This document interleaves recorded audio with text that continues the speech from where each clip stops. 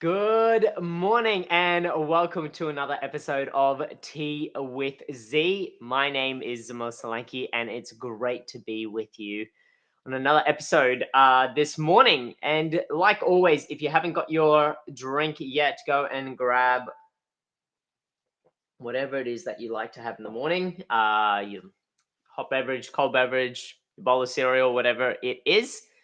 And today we're going to jump into a topic in honor of National Book Lovers Day. So yesterday, August the 9th, was National Book Lovers Day. And the reason why I didn't chat about this yesterday was that I really wanted to hit home that I guess the topic of the Olympics, seeing as the Tokyo 2020 Olympics came to a close yesterday. But what I really want to touch on today was the sentiment around knowledge being power. And we've heard that phrase a lot. We've heard that phrase, knowledge is power. Quite common. It's quite common. It was actually originated back in the 1500s from ancient Sanskrit. And what that term actually has been done over the years is it's actually been condensed and adapted into knowledge is power. Now, when we look at knowledge is power, if we're absorbing knowledge and we're keeping it all up in our brain and we're not actually applying that knowledge, well, then is knowledge power? Or is it the application of the knowledge that is actually where the power truly lies? And is the superpower to this actually the act of learning? By learning, by continuously looking at developing and owning our skills and honing those skills, is that where the superpower actually lies? And the power becomes in the application of the knowledge that we've gained through learning. And when we look at our daily lives and we look at what we want to achieve along our health entrepreneurial journey, it's really important to note this distinction, because as health entrepreneurs, we not only invest in ourselves, but we invest in the people around us. We invest in our teams. We invest in our family and friends through mentorship, through education, through training. And I know, being in the pharmacy industry, the number of trainings that actually occur, particularly now, we're seeing community pharmacies roll out the COVID vaccination within their businesses, and the number of trainings and webinars that has been ongoing is actually really good morning, Tash. is is quite substantial. Is quite substantial. And when we look at that, when we look at receiving all of this knowledge and even sending our teams to trainings, we do it to empower them to actually get more and more knowledge, but then we don't actually focus so much on the application of that. And then we wonder why we've invested all this money, all this time, all these resources into upskilling and developing not only ourselves, but those around us, and wondering why we're not actually reaping the rewards and seeing the benefits. And it all comes back to this statement: is knowledge actually power? You've just sat in trainings, you've done the trainings, but if you're not applying this knowledge, if you're not implementing the strategies and skills that you've learned, if you're not implementing actions from this newfound knowledge, well, then that knowledge becomes what is coined by, I've heard it from Jim Quick, I'm sure a lot of others say it, it becomes shelf help, not self help. And if you're just parking that knowledge on the shelf, then what are you actually doing with it? What is the purpose of that knowledge? What is the purpose of learning at the end of the day if you aren't going to apply it? And when we look at developing our own skills, if we don't have a goal for what we're going to use those skills for, then at the end of the day, what are we doing it for? For what purpose are we receiving this knowledge? Because to me, knowledge is only as good as its application and the ability to share that knowledge through teaching it to others.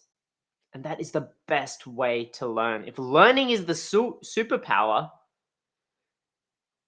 then to me, teaching that knowledge is also a form of that. Because through teaching, we're empowering others to learn. And as health entrepreneurs, we have a role and responsibility to do that. We have a role and responsibility to empower others with the knowledge, but also the abilities to demonstrate that knowledge and the freedoms to do that. How many times in your businesses have you sent somebody to a training or you yourself have undergone training, and whether or not you've worked for someone or you work for yourself, and then come back with all of these amazing ideas to be then instantly shut down by the authorities within your business? They've invested time and money in training you, and yet aren't prepared to hear about the ways in which that knowledge can be applied. You've got to really wonder why. You've got to really wonder why. Why did they invest these resources, this time, this money into training you, into teaching you, if on the other side of that coin, they're not going to invest the time in actually applying those skills and knowledge in practical elements within your business? If immediately they shut down your new ideas as a result of your knowledge, then what is the point of that training? For what purpose have you trained those people? It also comes down to the sentiment of going, well, if I invest in my team, oh, they might just end up leaving. And I hear this so often. About employers being hesitant to invest in their team. But my question to you is it better to have a skilled team member and them leave? Or is it better to have an unskilled team member and they stay? So that's the real question right there. And like I mentioned before, you can have all the skills in the world, but if you're not giving them, your team, your loved ones, your friends, your family, the ability to grow and own the skills that they have through the application of that knowledge, then what's the point of that knowledge? Because knowledge isn't power, it's the application of the knowledge that is its true power. And it's the ability to learn and the willingness to learn that is where the true superpower actually lies. Because it's great to it's one thing to try to force feed knowledge down someone's throat, but they have to be willing to receive it. They have to be willing to accept it. And so today I just wanted to give you that different perspective as we enter an increasingly knowledge-driven world.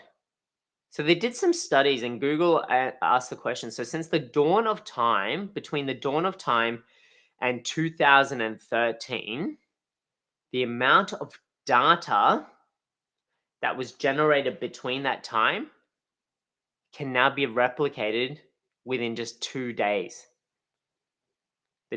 Between the dawn of time and 2013, just think about that. The dawn of time and 2013, the amount of data that was generated can now be replicated in 2 days. That is insane. That is absolutely insane. And so when you think about that, that amount of knowledge between those times, it's just insane. It's just insane. So now what we've got to do is we've got to filter out what we can actually learn and how we can actually apply that knowledge. Because at the end of the day, we've got limited capacity. No way that we can learn, teach, and apply thousands of years worth of knowledge every 2 days. So we need to filter out what is important. And so the next step to this is, how do you prioritize what you learn? How do you prioritize what you teach? What are you prioritizing in your life? And that all comes back down to planning. And we'll cover off that continuously. As you can see with T with Z's, there's some certain elements that we keep focusing on because these are the foundations. These are the foundations. So if knowledge isn't power, but the application of it is, and learning is your superpower, then what's one thing that you're going to learn today, this week, this month, that is going to have the greatest impact on your health entrepreneurial journey when applied effectively and efficiently? So that's my question for you today.